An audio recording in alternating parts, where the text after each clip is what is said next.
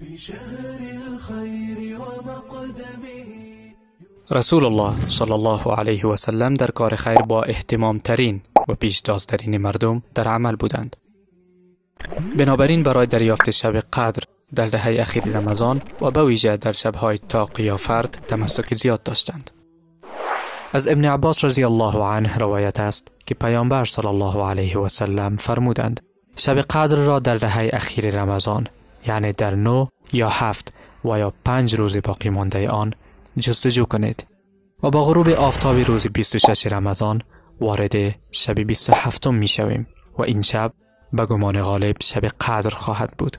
چنانچه که رسول الله صلی الله علیه و سلم در این شب خانواده، همسرانش و مردم را جمع می کرد و همراه با آنها تا صبح قیام می نمود. به همین ترتیب عمر و حذیفه رضی الله عنهما و برخی از اصحاب رسول الله صلی الله علیه و سلم شکی نداشتند که لیلة القدر شب 27 است. همچنین ابی ابن کعب رضی الله عنه به طور قطعی سوگند یاد نموده که شب 27 لیلة القدر است. پس بر مسلمان است تا در دهه اخیر رمضان تلاش زیاد نماید و در شب 27 عبادت خود را بیشتر سازد. بنابراین هر کسی که در شب‌های گذشته کوتاهی کرده باشد، این شب مبارک فرصت بزرگی است تا گذشته را جبران نماید.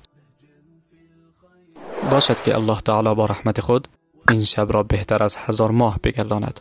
الله تعالی می فرماید: إنا أنزلناه في ليلة القدر. همانا ما آن قرآن را در شب قدر نازل کردیم. وما أدراك ما ليلة القدر. و تو چه دانی شب قدر چیست؟ ليلة القدر خير من 1000 شهر. شب قدر بهتر از 1000 ماه است. تنزل الملائكة والروح فيها بإذن ربهم من كل أمر. فرشتگان و روح در آن شب به فرمان پروردگارشان برای انجام هر کاری نازل می شوند. سلام هی حتی مطلع الفجر.